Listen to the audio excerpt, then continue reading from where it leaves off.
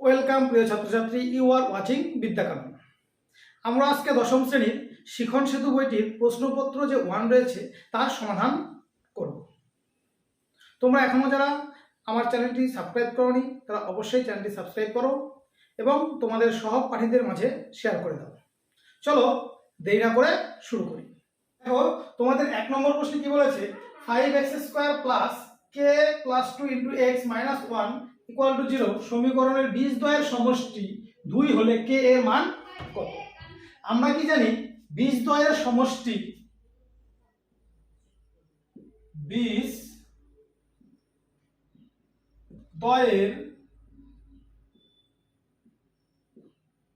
সমষ্টি আমি তোমাদের শিখিয়েছিলাম আগের ক্লাসে কি মাইনাস x এর সহগ বাই x² এর কি সহগ। তাহলে এখানে যদি আমরা মানটা বসিয়ে দেই তাহলে অঙ্কটা হয়ে যাবে। তাহলে ওরা কি দেওয়া আছে, ওদের বীজদ্বয়ের সমষ্টি দেওয়া আছে 2 এবং আমরা কি জানি এই যে সমীকরণটা আছে এই সমীকরণের x এর সহগ কি হবে k প্লাস 2 এবং x² এর সহগ কত আছে 5 আছে।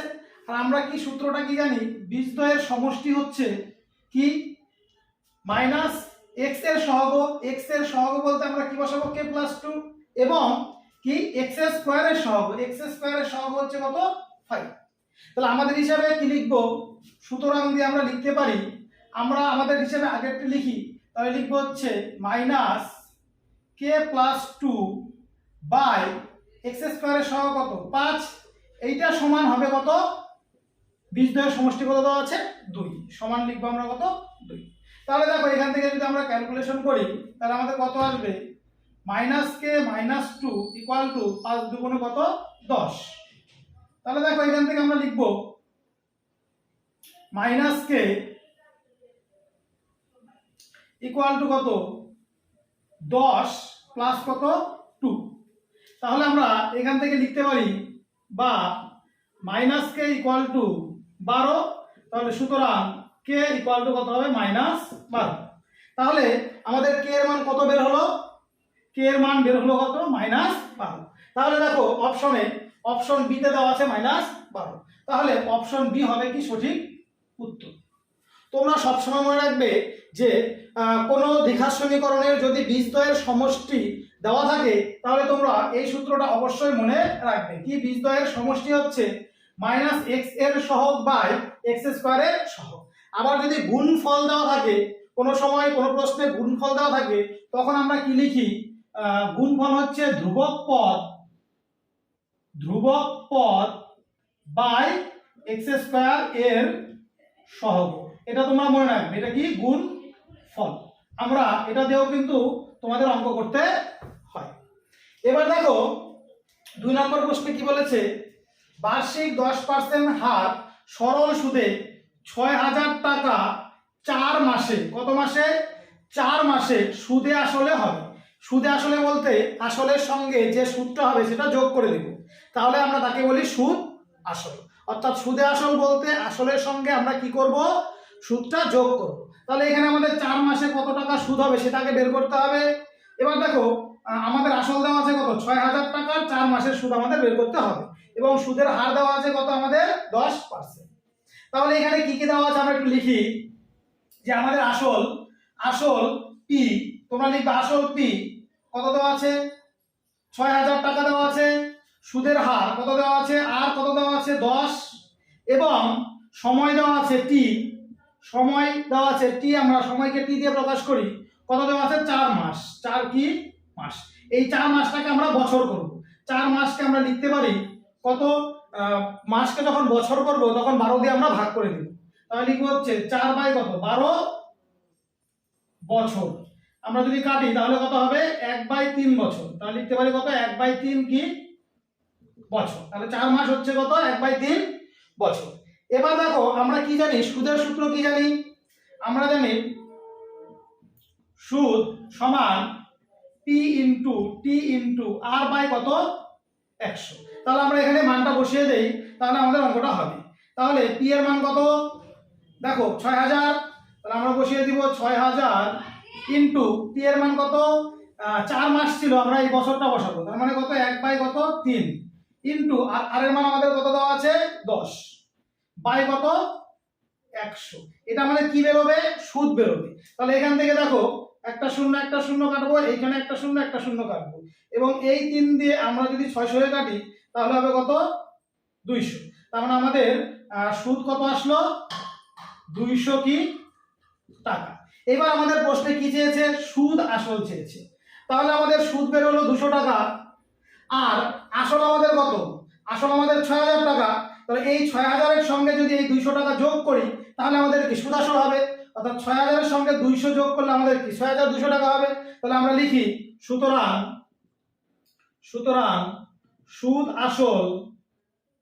সুদ আসল কি করব, এই 6000 এর সঙ্গে আমরা 200 টাকা যোগ করব, তার মানে আমাদের কত আসবে 6200 কি টাকা, কি আসবে 6200 টাকা।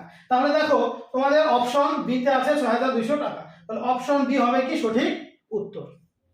এবার দেখো তোমাদের 1-3 নম্বর প্রশ্ন বলেছে একটি বৃত্তের দুটি ব্যাস এ বি ও সি লম্বভাবে অবস্থিত, যদি বৃত্তের ব্যাসার্ধ আর একক হয় তবে জ্যা এসি এর দৈর্ঘ্য কত হবে, √2 আর √2 একক, 2 √r একক এবং কোনটি নয়। তাহলে এখানে কি বলেছে, একটি বৃত্তের দুটি ব্যাস এ বি এবং সিডি লম্বভাবে অবস্থিত।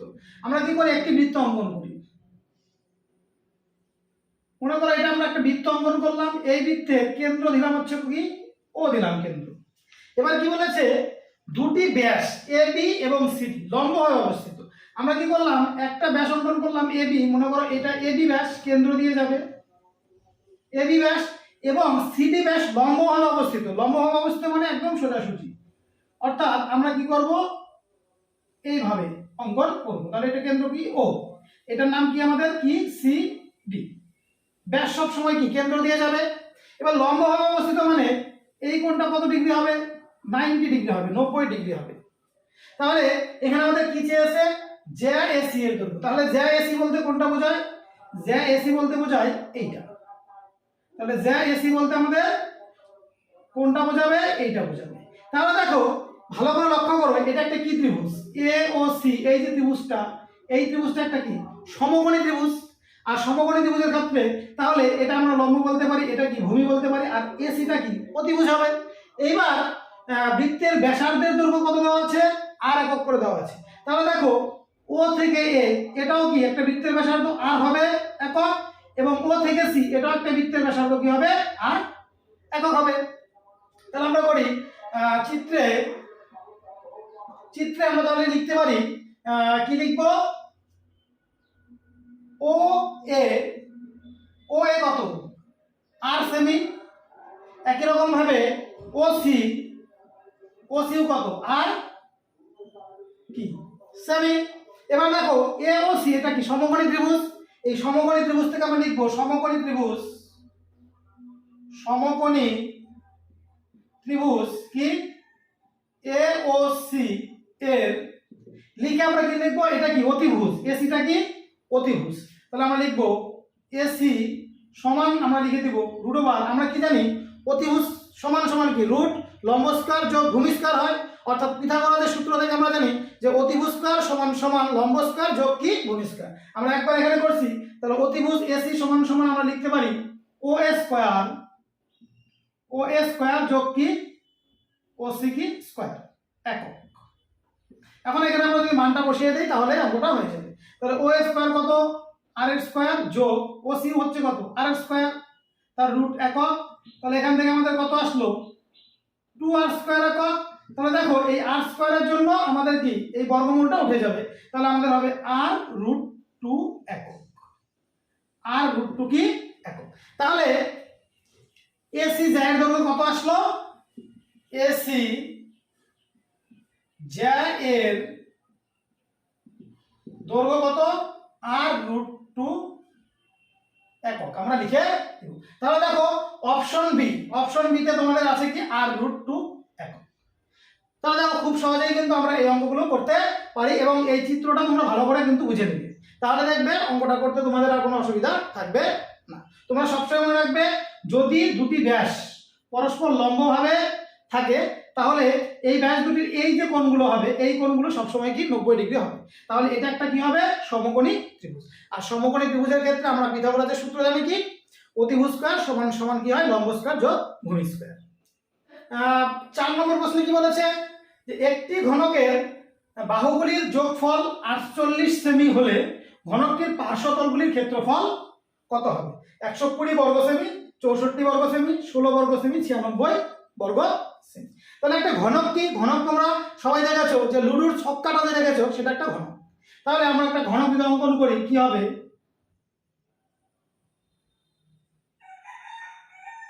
এটা একটা আমাদের কি ঘনক লুডুর ছক্কার মতো। দেখো এই ঘনকে কয়টা বাহু থাকে? বাহু থাকে টোটাল 12টি, মনে রাখবে। বাহু কয়টি? 12টি। এবং পার্শ্বতল কয়টি থাকে? 6টি। পার্শ্বতল কয়টা থাকে? 6টি থাকে। তাহলে বাহু থাকে কয়টি?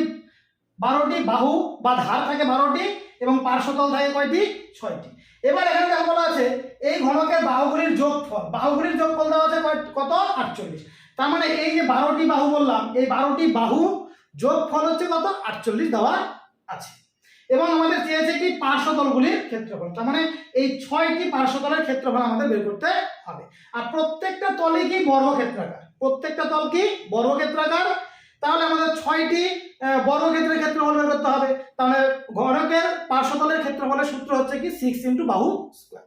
এটা দিলে হয়ে যাবে। তাহলে আমরা কি করি? ধরি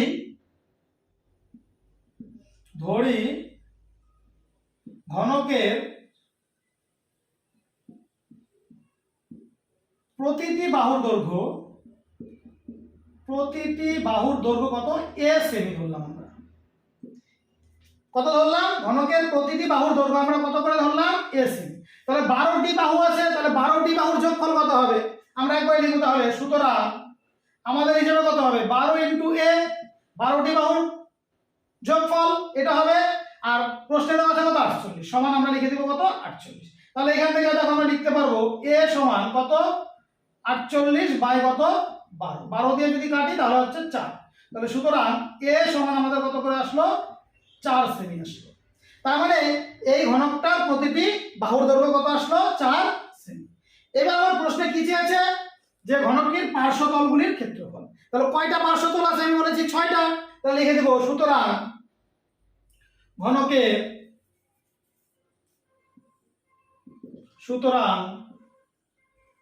ঘনকের পার্শ্ব তলগুলির ক্ষেত্রফল কি লিখবো? 6 × কি a স্কয়ার বর্গ সেমি। তাহলে এর মান আমরা কত বের করেছি? 4। 4 বসিয়ে দিব। 6 × 4 তার স্কয়ার বর্গ সেমি। তাহলে 6 × 16 বর্গ সেমি।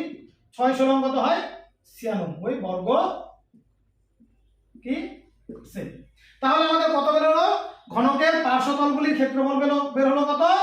96 বর্গ সেমি। তাহলে অপশন ডি হচ্ছে তোমাদের কি সঠিক উত্তর। এবার তোমাদের কি বলেছে? 2 নম্বরে সত্য বা মিথ্যা লেখো। এখানে তোমাদের 3টি প্রশ্ন আছে। দেখো 1 নম্বরে বলেছে 2:3, 4:5, x:2 এর যৌগিক অনুপাত কত? 4:5 হলে x এর মান হবে কত? 5। তাহলে আমরা কি করি? আমরা অঙ্কটা করি, সমাধান করি। তাহলে দেখি আমাদের x এর মান কত আসে। তাহলে আমরা বলতে পারবো সত্য না মিথ্যা হবে। তাহলে দেখো তোমরা জানো যে যদি কয়েকটি অনুপাত দেওয়া থাকে তাদের যৌগিক অনুপাত বা মিশ্র অনুপাত কি হয়? মিশ্র অনুপাত বা যৌগিক অনুপাত হয় এই যে একটা অনুপাত তোমরা দেখছো, এটাও একটা অনুপাত, এটাও একটা অনুপাত। এই অনুপাতগুলি দেখো এই প্রথমে যেটা থাকে তাকে বলি আমরা পূর্বপদ এবং পরে যে থাকে তাকে বলি আমরা উত্তরপদ। ঠিক তেমনি এখানে পূর্বপদ 2, উত্তরপদ 3, পূর্বপদ 4, উত্তরপদ 5, পূর্বপদ x, উত্তরপদ হচ্ছে 2। তাহলে যৌগিক অনুপাত কি হয়? এই যে পূর্বপদ আছে এদের গুণফল অনুপাত বা ইস্টু দিয়ে আমরা লিখব কি? উত্তরপদের গুণফল। এটা হবে আমাদের হিসাবে কি হবে? যৌগিক অনুপাত। এবং প্রশ্নে দেওয়া আছে যৌগিক অনুপাত কত? 4:5। তাহলে আমরা লিখি সুতরাং কি লিখবো 2 ইন্টু 4 ইন্টু এক্স ইস্টু কি হবে 3 ইন্টু 5 ইন্টু কত 2। এটা হবে আমাদের হিসাবে কি যৌগিক অনুপাত, আর প্রশ্নে দেওয়া আছে কত 4 ইস্টু কত 5। তাহলে দেখো এখান থেকে আমরা লিখতে পারি বা দিয়ে 4 দুগুণে কত 8x আর অনুপাতকে ভাগ করে দিলাম 3 5 15 15 দুগুণে কত 30 সমান আমরা লিখবো কত 4 বাই কত 5। তাহলে এখান থেকে আমরা x এর মান বের করব, x টাকে রাখলাম সমান দিয়ে, তাহলে 4 বাই 5 ইনটু কি লিখবো 30 আমাদের উপরে যাবে আর 8 নিচে আসবে। তাহলে এখানে যদি আমরা কাটাকাটা করি দেখো 5 দিয়ে 30 কে কাটলে হবে হচ্ছে 6, 4 দিয়ে 8 কে কাটলে 2, 2 দিয়ে যদি 6 কে কাটি কত 3। তাহলে সুতরাং x আমাদের কত আসছে 3। তাহলে আমাদের হিসাবে x কত আসলো 3, কিন্তু প্রশ্নে দেওয়া আছে x এর মান কত 5। তাহলে এটি কি হবে মিথ্যা। তাহলে আমরা কি লিখবো 1 নম্বরটা কি হবে আমাদের মিথ্যা, তোমরা পাশে লিখে দিবে। তাহলে প্রথম বিবৃতিটি আমাদের কি দেওয়া আছে মিথ্যা। এরপরে দেখো 2 নম্বরের প্রশ্ন বলেছে সমূল চক্রবৃদ্ধি সমান মূলধন মাইনাস চক্রবৃদ্ধি সুদ। এটাও দেখো তোমাদের ভুল দেওয়া আছে। আমরা কি জানি সমূল চক্রবৃদ্ধি সমান কি হয় মূলধন বা আসলের সঙ্গে চক্রবৃদ্ধি সুদ যোগ হয়, কি হয় প্লাস হয় আমরা জানি, কিন্তু এখানে দেওয়া আছে কি মাইনাস। তাহলে এটিও আমাদের কি মিথ্যা, এটিও কি হবে মিথ্যা। তাহলে আমাদের 2 নম্বর প্রশ্ন মিথ্যা। এরপর আমি কি বলেছি 3 নম্বর প্রশ্নে অর্ধবৃত্ত অপেক্ষা ক্ষুদ্রতর বৃত্তাংশস্থ কোণ সূক্ষ্ম কোণ। তাহলে অর্ধবৃত্ত অপেক্ষা ক্ষুদ্রতর বৃত্তাংশস্থ কোণ, আমরা একটা ছবি অঙ্কন করি। এটা আমাদের কি বৃত্ত মনে করো, এই বৃত্তে অর্ধবৃত্ত বলতে কি বুঝি অর্ধবৃত্ত বলতে বুঝি কেন্দ্র দিয়ে যে ব্যাস অঙ্কন করব। কি বলেছে অর্ধবৃত্ত অপেক্ষা ক্ষুদ্রতর বৃত্তাংশস্থ কোণ। তাহলে আমরা কি করব অর্ধবৃত্ত থেকে ক্ষুদ্রতর একটি বৃত্তাংশস্থ কোণ অঙ্কন করব। আমরা কি করি এইখানে দাগটা দিই। তাহলে এই উপরের অংশটা তোমরা দেখছো, এই উপরের অংশটা, এই অংশটাকেই বলি আমরা কি অর্ধবৃত্ত থেকে ক্ষুদ্রতর বৃত্তাংশস্থ অংশ, অর্ধবৃত্তের থেকে ক্ষুদ্রতর বৃত্তাংশ। এবার কি বলেছে কোণ, অর্ধবৃত্ত থেকে ক্ষুদ্রতর বৃত্তাংশস্থ কোণ বলতে কি বুঝবো এইখান থেকে আর এইখান থেকে যদি আমরা এখানে একটা বিন্দু নেই, তাহলে যে এই যে কোণটা পাচ্ছি এই কোণটাকে বলে অর্ধবৃত্ত অপেক্ষা ক্ষুদ্রতর বৃত্তাংশস্থ কোণ। আর এই কোণটার মান তোমরা লক্ষ্য করো, আমি যদি এটা এখানে দেখাই, এই কোণটার মান তোমরা লক্ষ্য করো সব সময় কি 90 ডিগ্রির থেকে বেশি আছে, কি আছে বেশি। এবার 90 ডিগ্রির থেকে যে কোণগুলো কি হয় বেশি হয়, 90 ডিগ্রি থেকে যে কোণগুলো বেশি হয় তাদেরকে আমরা কি বলি স্থূল কোণ বলি। কি কোণ বলি আমরা স্থূল কোণ। আর 90 ডিগ্রি থেকে যদি ছোট হয় যে কোণগুলো তাদেরকে বলি আমরা কি সূক্ষ্ম কোণ। তাহলে এখানে আমাদের কি এই অর্ধবৃত্তাংশস্থ অপেক্ষা ক্ষুদ্রতর বৃত্তাংশস্থ কোণটা কি আসলো 90 ডিগ্রি থেকে বেশি, মানে স্থূল কোণ, কিন্তু প্রশ্নে দেখো দেওয়া আছে কি সূক্ষ্ম কোণ। তাহলে এটি হবে আমাদের কি মিথ্যা, এটিও কি হবে আমাদের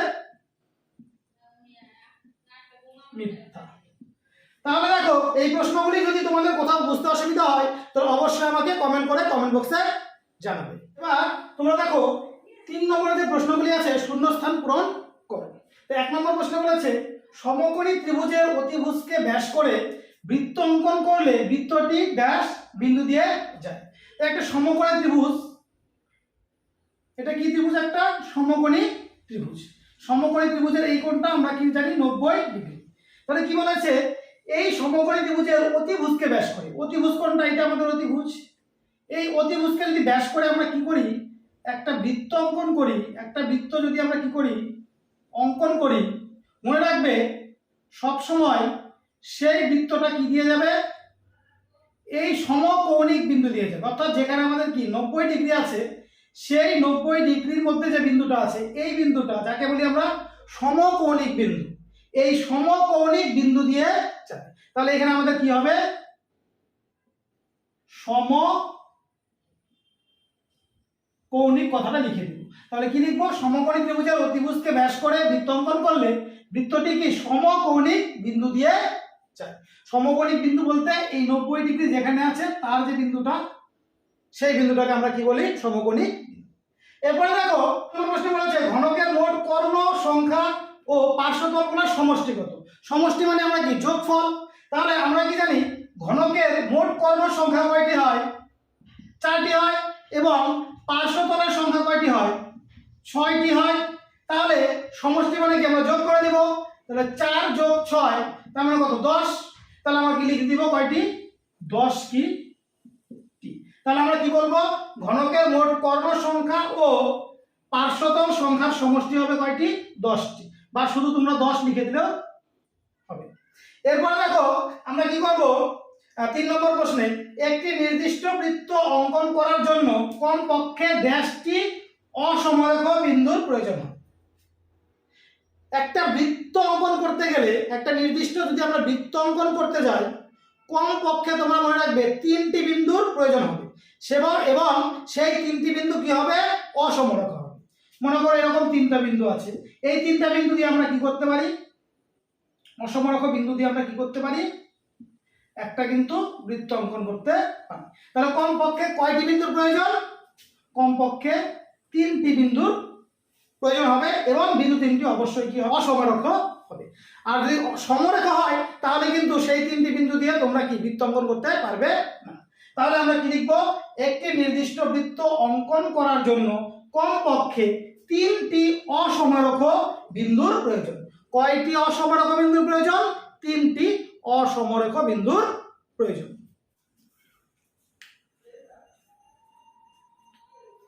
4 1 নম্বর প্রশ্নটা বলেছে একটি সমকোণী ত্রিভুজের 3টি বাহু x+1 x+2 এবং x+3 হলে x এর মান কত। আমরা কি করি, একটি সমকোণী ত্রিভুজ অঙ্কন করি। এটা কি আমাদের একটি সমকোণী ত্রিভুজ। এই সমকোণী ত্রিভুজের এই কোণটা সবসময় কি 90 ডিগ্রি। এই 90 ডিগ্রি যে বিপরীত বাহুটা তাকে আমরা কি বলি, অতিভুজ বলবো, অতিভুজ। এটাকে আমরা কি ধরবো, লম্ব, আর এটাকে কি আমরা ধরবো, ভূমি। এবার দেখো এখানে 3টি বাহু কি দেওয়া আছে, x+1 x+2 x+3। তাহলে আমরা ধরে নেই লম্বটা হচ্ছে কি x+1, ভূমি হচ্ছে কি x+2, এবং অতিভুজ সবসময় বড় হয় x+3। যেহেতু অতিভুজ আমাদের কি সবথেকে বড় বাহু, সেই জন্য আমরা x+3 ধরি। তাহলে আমরা কি জানি, একটি সমকোণী ত্রিভুজের থেকে আমরা বলতে পারি পিথাগোরাসের সূত্র থেকে, যে অতিভুজ স্কয়ার ইকুয়াল টু লম্ব স্কয়ার প্লাস ভূমি স্কয়ার, বা লম্ব স্কয়ার প্লাস ভূমি স্কয়ার ইকুয়াল টু অতিভুজ স্কয়ার। তাহলে এই সূত্রটা দিলে আমাদের এখানে অঙ্কটা হয়ে যাবে। তাহলে আমরা লিখব, আমরা জানি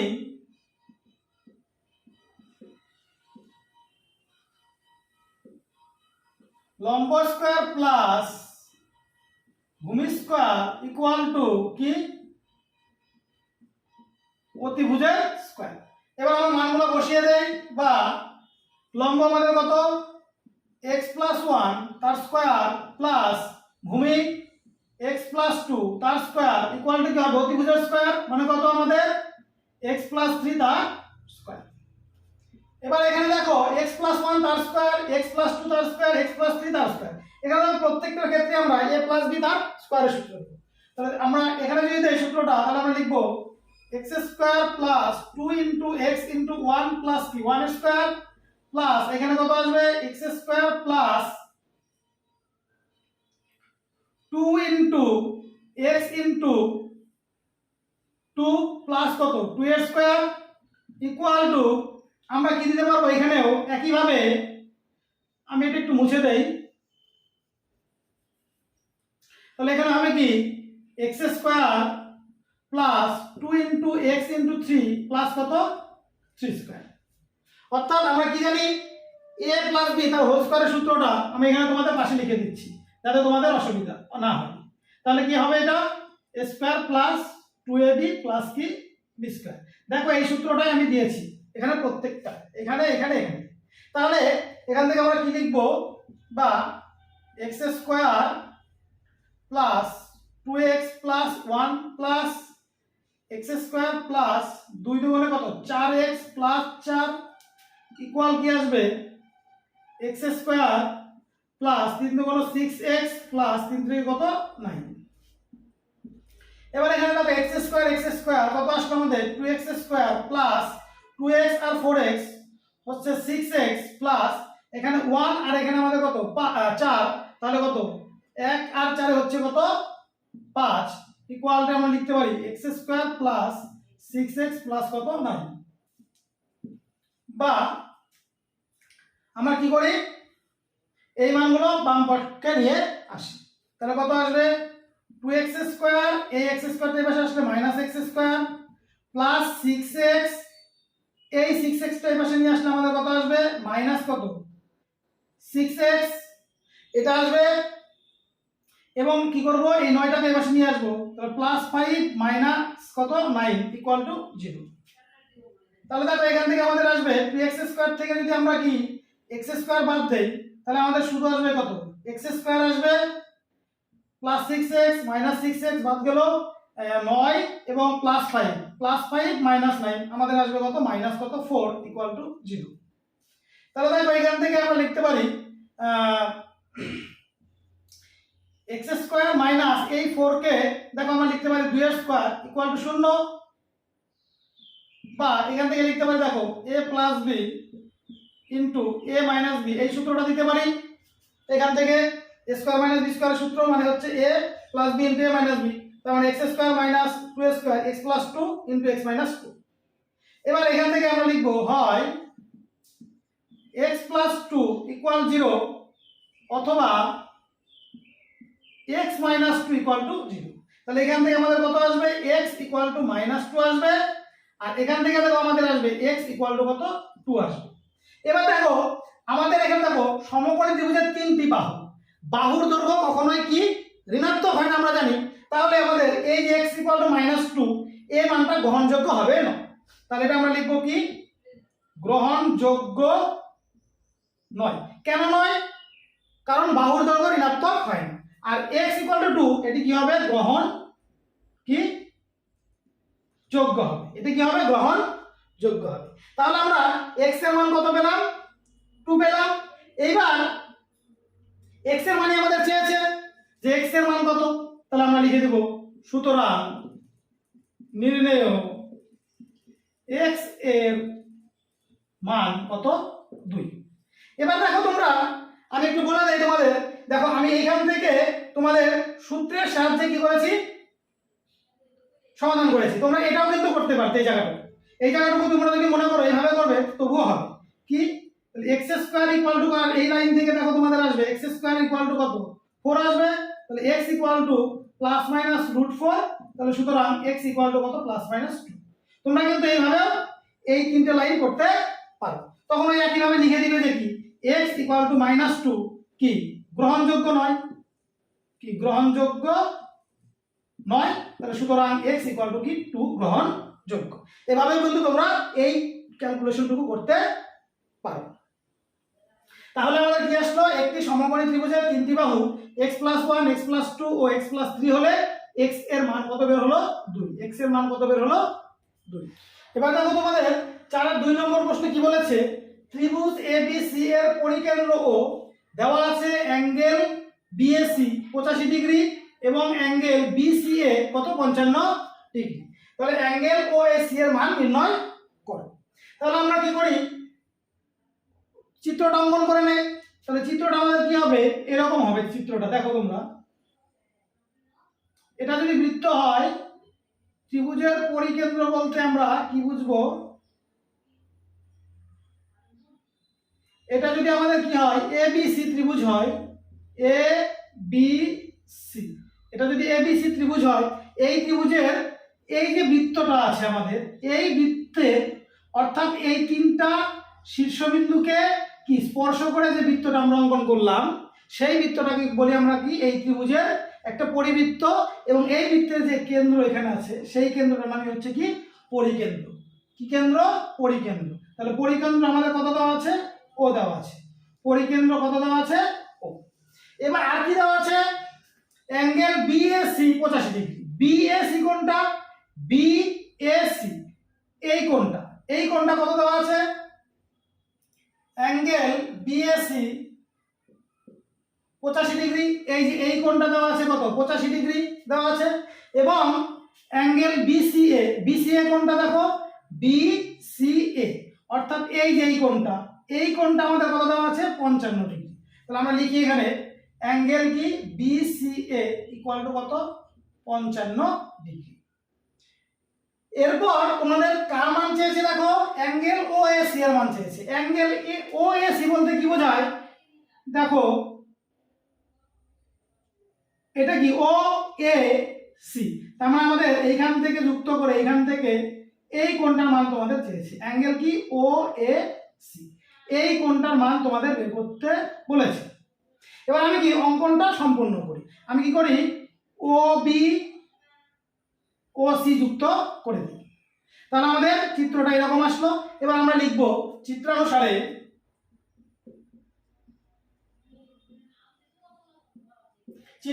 তাহলে কি অ্যাঙ্গেল বিএসি কত ডিগ্রি আমাদের দেওয়া আছে, বিএসি এই টোটাল কোণটা দেওয়া আছে কি 85 ডিগ্রি, অ্যাঙ্গেল বিসিএ এই টোটাল কোণটা আমাদের দেওয়া আছে কত 55 ডিগ্রি। এবার দেখো এবিসি কি একটা ত্রিভুজ এবিসি এর এই ত্রিভুজ এবিসি এর কি দেওয়া আছে অ্যাঙ্গেল বিএসি কত 85 ডিগ্রি, অ্যাঙ্গেল বিসিএ কত দেওয়া আছে আমাদের 55 ডিগ্রি, এটা দেওয়া আছে। আর আমরা কি জানি একটা ত্রিভুজের তিনটি কোণের যোগফল কত হয়, একটা ত্রিভুজের তিনটি কোণের যোগফল হয় আমাদের 180 ডিগ্রি, কত হয় 180 ডিগ্রি। তাহলে আমি এটা এই দাগটা আমাদের এখানে প্রয়োজন নেই, আমরা তাহলে এই কোণটার মান কত বের হবে বলো তো, এই কোণটার মান আমাদের বেরোবে যেহেতু এই কোণটা কত 85, এই কোণটা আমাদের 55, তাহলে এই কোণটার মান হবে কি এই তিনটে কোণ মিলে কত একটা ত্রিভুজের 180 ডিগ্রির থেকে আমরা কি এই দুটো কোণ আমরা বাদ দিয়ে দেব। তাহলে আমাদের হবে সুতরাং অ্যাঙ্গেল এবিসি আমরা বলবো কি 180 ডিগ্রি মাইনাস, আমরা একবারে করছি অঙ্কগুলো, কি করব এই 85 ডিগ্রি প্লাস কত 55 ডিগ্রি। তাহলে এখান থেকে আমাদের কত আসবে 180 ডিগ্রি মাইনাস যোগ করলে আমাদের আসবে 5 5 10, 10 এর 0 হাতে 1 5 6 6 আর 8 হচ্ছে 14, 140 ডিগ্রি। তাহলে 180 থেকে 140 বাদ দিলে আমাদের কত আসলো 40 ডিগ্রি। তাহলে দেখো এবিসি অ্যাঙ্গেল এবিসি কত আসলো, অ্যাঙ্গেল এবিসি আসলো আমাদের 40 ডিগ্রি। কোন কোণটা এবিসি, এই কোণটা আমাদের কত আসলো 40 ডিগ্রি। এইবার তোমরা কি জানো এই কোণটার মান যদি 40 ডিগ্রি হয় তাহলে এই কোণটার মান তোমরা বলতে পারবে কত হবে, তোমরা সবাই জানো কি হয় এটা দেখো কেন্দ্রস্থ কোণ, এই কোণটাকে আমরা কি বলি কেন্দ্রস্থ কোণ। কেন্দ্রস্থ কোণ কি হয় এইটা কোণটা আমরা বলি পরিনিষ্ঠ কোণ বা বৃত্তস্থ কোণ। এই কেন্দ্রস্থ কোণটা এই বৃত্তস্থ কোণের কি হয় দ্বিগুণ হয়। তাহলে এটা যদি 40 ডিগ্রি হয় তাহলে এই কোণটার মান আমাদের কত ডিগ্রি হবে 40 দুগুণে কত 80 ডিগ্রি। কেন হয় কেন্দ্রস্থ কোণ বৃত্তস্থ কোণের দ্বিগুণ। তাহলে আমরা লিখব এরপরে এখানে লিখতে হবে তোমাদের, তাহলে সুতরাং অ্যাঙ্গেল এওসি সমান এই যে এওসি এই কোণটা আমরা কি লিখব 2 ইনটু অ্যাঙ্গেল কি লিখব এবিসি, 2 ইনটু অ্যাঙ্গেল কি এবিসি। কেন লিখব আমি একটু আগে তোমাদের বললাম কি কেন্দ্রস্থ কোণ বৃত্তস্থ কোণের দ্বিগুণ, যেহেতু কেন্দ্রস্থ কোণ বৃত্তস্থ কোণের কি দ্বিগুণ হয়। তাহলে এখানে আমরা যদি এবিসির মান কত 40 পেয়েছি, 40 বসিয়ে দেই, তাহলে 2 ইনটু কত 40 ডিগ্রি সমান আমরা লিখব কত 40 দুগুণে কত 80 ডিগ্রি। তাহলে দেখো এই এওসি এই কোণটার মান আমাদের কত বেরিয়ে গেল 80 ডিগ্রি। এবার তোমাদের প্রশ্নে কি চেয়েছে, প্রশ্নে চেয়েছে এই কোণটার মান, এইখান থেকে তোমাদের কোন কোণটার মান চেয়েছে আমি আমার দেখিয়ে দিচ্ছি, এই কোণটার মান চেয়েছে। তাহলে একটু ভালোভাবে লক্ষ্য করো এই এওসি এই যে এই ত্রিভুজটা যদি আমরা নেই এওসি এই ত্রিভুজের ক্ষেত্রে দেখো এই বাহুটা আর এই বাহুটা কি হবে সমান হবে। কেন হবে দেখো ও এ এবং ওসি একই বৃত্তের ব্যাসার্ধ, তাহলে এই বাহুটা আর এই বাহুটা যদি সমান হয় তোমরা জানো কি এই কোণটা আর এই কোণটাও কি হয় সমান হয়। তাহলে আমরা লিখি কি লিখবো, ত্রিভুজ এ ও সি এর কি হবে, ও এ সমান কি ও সি। পাশে লিখে দেব যেহেতু একই বৃত্তের কি ব্যাসার্ধ। এবার আমরা কি বললাম, এই বাহুটা আর এই বাহুটা যদি সমান হয় তাহলে এই কোণ আর এই কোণটা সমান হবে। তাহলে এই কোণটা বলতে আমরা কি বুঝবো, ও এ সি, আর এই পাশের কোণটাকে বলবো আমরা কি ও সি এ। তাহলে লিখে দিব সুতরাং অ্যাঙ্গেল ও এ সি সমান কি আসবে, অ্যাঙ্গেল ও সি এ আসবে। এবার আবার লক্ষ্য করো তোমরা, এই এ ও সি যদি একটা ত্রিভুজ হয় তাহলে এই কোণটা এবং এই কোণটা, এই তিনটি কোণের যোগফল কত হয়, 180 ডিগ্রি। তোমরা সবসময় জানো একটা ত্রিভুজের তিনটি কোণের যোগফল কত, 180 ডিগ্রি। তাহলে এবার আমরা লিখে দিব এই কোণটা এবং এই কোণটার যোগফল কত, 180 ডিগ্রি। তাহলে আমি এখানে একটু তোমাদের মুছে দিয়ে অঙ্কটা করি। তাহলে কি লিখতে পারি আমরা, সুতরাং অ্যাঙ্গেল ও এ সি যোগ angle O C A plus angle A O C plus angle কি এ ও সি, এই তিনটি মিলে হবে কত, 180 ডিগ্রি। বা এবার দেখো ও এ সি এবং ও সি এ, দেখো দুটো সমান, ও এ সি এবং ও সি এ কি দুটি কোণই সমান। তাহলে আমি কি করি, এই ও সি এ কোণের পরিবর্তে আমরা কি অ্যাঙ্গেল ও এ সি বসিয়ে দিই। তাহলে আমরা কি লিখবো, ও এ সি ঠিক রাখলাম প্লাস এই ও সি এর পরিবর্তে আমরা কি বসিয়ে দিব, ও এ সি কোণটা বসিয়ে দিব। অ্যাঙ্গেল কি লিখবো, ও এ সি প্লাস, আর এ ও সি এর মান আমরা কত বের করে রেখেছি, 80 ডিগ্রি। তাহলে বসিয়ে দিব কত, 80 ডিগ্রি ইকুয়াল টু কত, 180 ডিগ্রি। বা ও এ সি যোগ ও এ সি আমরা লিখতে পারি 2 ইনটু অ্যাঙ্গেল কি O A C equal to 180 degree minus কত, 80 ডিগ্রি। তাহলে বাদ দিয়ে কি আসবে, অ্যাঙ্গেল ও এ সি সমান 180 থেকে 80 বাদ দিলে আমাদের কত আসবে, 100 ডিগ্রি। আর এই দুইটা আমরা নিচে নিয়ে যাব বাই 2। তাহলে সুতরাং অ্যাঙ্গেল ও এ সি আমাদের কত আসবে, 100 কে যদি 2 দিয়ে কাটি 50 কত ডিগ্রি। তাহলে দেখো আমাদের কি চেয়েছিল এই প্রশ্নে, অ্যাঙ্গেল ও এ সি এই কোণটার মানে আমাদের চেয়েছিল, ও এ কি সি এই কোণটার মান চেয়েছে। এই দেখো প্রশ্নে বলা আছে অ্যাঙ্গেল ও এ সি এর মান নির্ণয় করো। তাহলে অ্যাঙ্গেল ও এ সি এর মান কত আসলো আমাদের, 50 ডিগ্রি। তাহলে আমরা উত্তরটা লিখে দিব, সুতরাং অ্যাঙ্গেল ও এ সি এর মান সমান কি কত, 50 ডিগ্রি। তোমাদের যদি কোথাও বুঝতে অসুবিধা হয়, আমি বারবার করে বলছি, তোমরা অবশ্যই আমাকে কমেন্ট করে কমেন্ট বক্সে জানাও। তোমরা যারা 2023 সালে মাধ্যমিক পরীক্ষা দিবে তারা আমার ক্লাসগুলি করো, তাহলে দেখবে তোমাদের রেজাল্ট খুবই ভালো হবে। আমি তোমাদের এখন শেখন সিধু বইটির থেকে প্রশ্নপত্রগুলি সমাধান করছি এবং খুব তাড়াতাড়ি তোমাদের পাঠ্য বইয়ের প্রতিটি অনুশীলনী খুব সহজ সরলভাবে বুঝিয়ে দিব। তোমরা অঙ্কগুলো করবে এবং প্রতিদিন প্র্যাকটিস করবে, তাহলে দেখবে তোমাদের অঙ্ক নিয়ে কোনো সমস্যা থাকবে না। 4-3 নম্বর প্রশ্নে কি বলেছে, একটি ঘনকের একটি তলের ক্ষেত্রফল 64 বর্গমিটার হলে ঘনকটির কর্ণের দৈর্ঘ্য কত। এবার ঘনকের একটি তল বলতে আমরা কি বুঝি, একটি তল মানে হচ্ছে বর্গক্ষেত্র।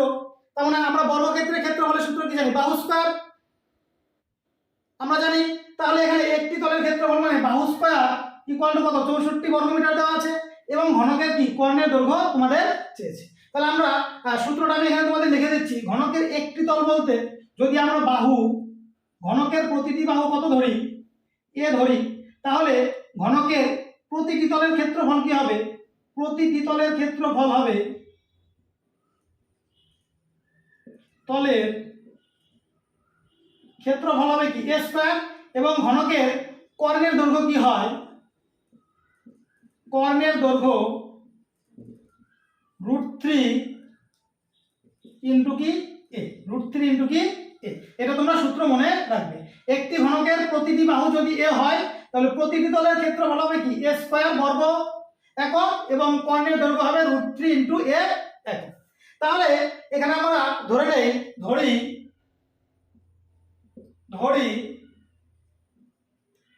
ঘনকের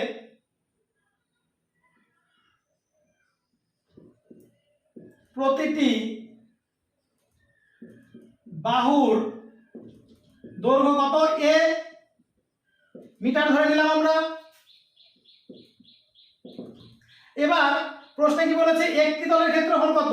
64 বর্গ মিটার। তাহলে আমরা লিখতে পারি সুতরাং a স্কয়ার ইকুয়াল টু, আমাদের হিসাবে এটা কি হবে? একটি তলের ক্ষেত্রফল a স্কয়ার এবং প্রশ্নে দেওয়া আছে কত? 64। তাহলে a স্কয়ার ইকুয়াল টু কত? 64।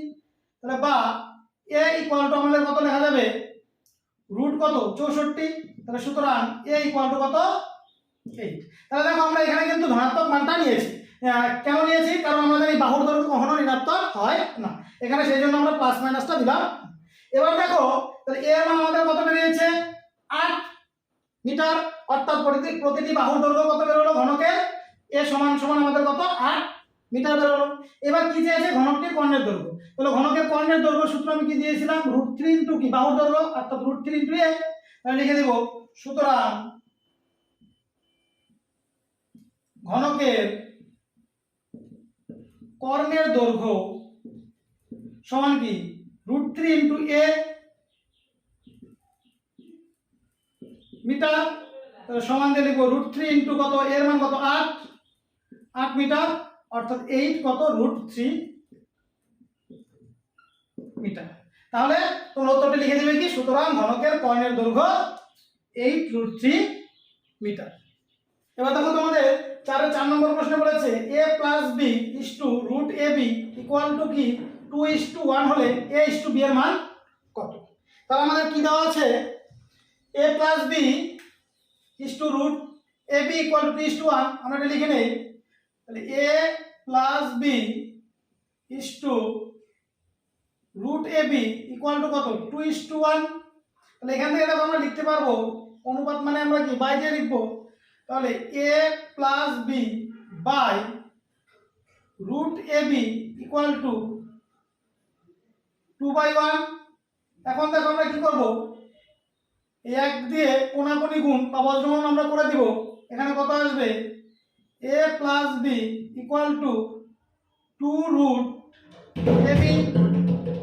বা এবার আমরা কি করি? উভয় পাশে বর্গ করব। কি করব? উভয় পাশে বর্গ করব। আমরা বড় লাইনে লিখি a প্লাস b তার স্কয়ার ইকুয়াল টু 2√ab তার কি স্কয়ার। পাশে আমরা লিখে দিব কি? উভয় পক্ষে বর্গ করে পাই। তাহলে এখান থেকে দেখো তোমাদের লেখা যাবে, এখানে দেখো a প্লাস b তার স্কয়ারের সূত্রটা আমরা দিয়ে দেই। তাহলে হবে কি? a square plus 2ab plus কি b স্কয়ার। আর এখানে দেখো আমাদের আসবে 2 এর স্কয়ার হচ্ছে 4 আর স্কয়ার আর রুটের জন্য উঠে যাবে কি হবে? ab 4ab। তাহলে 2√ab হচ্ছে আমাদের কত আসবে? তার স্কয়ার হচ্ছে 4ab। তাহলে এখান থেকে আমরা দেখো লিখবো এই 4ab টা আমরা এই পাশে নিয়ে আসি। তাহলে দেখো লেখা যাবে a square plus 2ab plus b square minus কি 4ab ইকুয়াল টু 0। তাহলে দেখো এখান থেকে আমরা লিখতে পারি a স্কয়ার প্লাস 2ab আর মাইনাস 4ab যদি বিয়োগ করি আমাদের কত আসবে? মাইনাস 2ab প্লাস কি b স্কয়ার ইকুয়াল টু 0। তাহলে এখান থেকে আমরা দেখো লিখবো a square minus 2ab plus b square. তার মানে এখানে আমাদের কি a মাইনাস b তার হোল স্কয়ারের সূত্র। তাহলে এটা লিখে দিব আমরা a মাইনাস b তার স্কয়ার ইকুয়াল টু 0। তাহলে দেখো এখান থেকে আমরা লেখা যাবে a minus b equal to কি হবে? 0। কেন হবে? স্কয়ারটা √0 মানে কত? আমরা 0 লিখতে পারি। তাহলে একবার আমরা লিখে দেই কি a minus b equal to 0। বা এখান থেকে দেখো লেখা যাবে a ইকুয়াল টু কত? b। যেহেতু আমাদের প্রশ্নে কি চেয়েছে? a অনুপাত b, a:b এর মান চেয়েছে। তাহলে আমরা কি করব? বা দিয়ে কি করব? a এই দেখো 1 এর সঙ্গে আমাদের কি 1, এই b এর সঙ্গে দেখো আমাদের কি 1 গুণ আছে, b এর সঙ্গে কি 1 গুণ আছে। এই b টা আমরা নিচে নিয়ে আসব। তাহলে a by b equal to 1 থাকবে আর নিচেও কি আছে? কিছু নেই মানে 1 আছে। তাহলে আমরা লিখে দিব সুতরাং a:b ইকুয়াল টু কত আমাদের আসলো? 1:1। তাহলে আমাদের a:b এর মান কত আসলো? তাহলে উত্তর লিখে দিবে সুতরাং a:b সমান কত? 1:1। তোমরা এইভাবে দেখো খুব সহজেই কিন্তু অঙ্কটা করতে পারবে। এবার দেখো 4-এর 5 নম্বর প্রশ্ন, অর্থাৎ তোমাদের শেষ প্রশ্ন। কি বলা আছে? কোন গ্রামের জনসংখ্যা প্রতি বছর 10% সমহারে বৃদ্ধি পায়। গ্রামের বর্তমান জনসংখ্যা 5000 জন হলে 3 বছর পর জনসংখ্যা কত হবে? তোমরা কি জানো? সমহার বৃদ্ধি এবং হ্রাসের ক্ষেত্রে তোমরা সূত্রগুলো তোমরা নিশ্চয়ই জানো, এবং আমি দেখো তোমাদের লিখে দিচ্ছি সূত্রটা, যাতে তোমাদের অঙ্কটা করতে সুবিধা হয়। কি, যদি কোনো কিছুর প্রারম্ভিক মান যদি পি হয় এবং সমহার বৃদ্ধি, অর্থাৎ বৃদ্ধির হারটা যদি আর হয় এবং সময় অর্থাৎ সময়টা যদি এন হয়, তাহলে আমরা সমহার বৃদ্ধির সূত্রটা কি জানি? সমহার বৃদ্ধির সূত্রটা আমরা কি জানি? এ সমান কি লিখতে পারি? P into 1 plus R by 100 তার পাওয়ার কত এন। এই সূত্রটা দিয়ে আমরা কি করব? অঙ্কটা করব। তাহলে এখানে দেখো এই প্রশ্নের মধ্যে এখানে ধরি পি হচ্ছে কত? পি আমাদের 5000 জন, পি হচ্ছে 5000 কি জন। তারপর আর আমাদের কত দেওয়া আছে? আর দেওয়া আছে হচ্ছে 10, এবং এন এর মান কি দেওয়া আছে? এন সমান কত দেওয়া আছে আমাদের? 3 বছর। এন কত দেওয়া আছে আমাদের? 3 বছর দেওয়া আছে। তাহলে আমরা লিখব সুতরাং 3 বছর পর জনসংখ্যা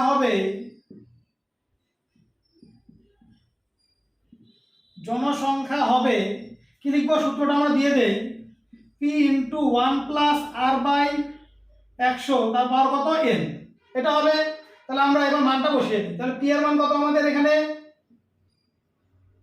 5000 ইন্টু 1 প্লাস আর এর মান কত? 10 বাই কত? 100 তার পাওয়ার এন এর মান কত? 3। এত কি জন। তাহলে 3 বছর পরে ওই গ্রামের জনসংখ্যা কত হবে? এটা হবে। এবার আমরা এখানে সমাধান করি। তাহলে কি 5000, এখানে যদি আমরা লসাগু করি কত? 100, তাহলে কত হবে? 100 যোগ কত? 10 তার পাওয়ার কত? মানে 3।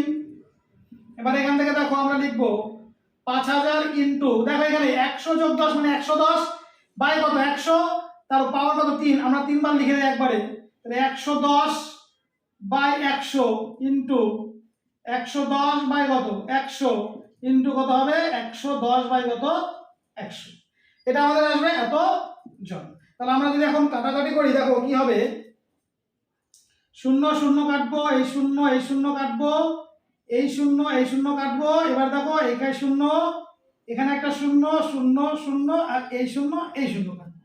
তাহলে এবার আমাদের কত থাকবে? এখানে দেখো 11 11 11, তিনটা 11 গুণ করবো আর তার সঙ্গে কত? 5 গুণ করবো। তাহলে আমরা যদি গুণ করি 11 আর 11 গুণ করলে আমাদের কত আসে? 121 আসে। এবার এই 121 কে আবার কি 11 দিয়ে গুণ করব। তাহলে 121 কে যদি আমরা আবার 11 দিয়ে গুণ করি তাহলে কত হয়? 1 2 1, আবার কত হবে? 1 2 1, কত আসলো? 1 3 3 1 আসলো। এবার এটাকে আবার কত দিয়ে গুণ করতে হবে? আমাদের 5 দিয়ে। তাহলে এটাকে যদি আমরা 5 দিয়ে গুণ করি, 5 8 কে কত? 5, 3 5 15 কত? 5, হাতে কত? 1, 3 5 15, 1 এ কত? 16 6, হাতে কত? 1, 5 8 কে 5, 1 এ কত? 6, অর্থাৎ কত? 6655 জন। তাহলে আমরা এখানে কত লিখে দিব? 6655 কি জন। তাহলে আমরা উত্তরটা কি লিখে দিব? যে 3 বছর পর ওই গ্রামের জনসংখ্যা কত হবে? 6655 জন। তাহলে লিখব সুতরাং 3 বছর পর ওই গ্রামের জনসংখ্যা হবে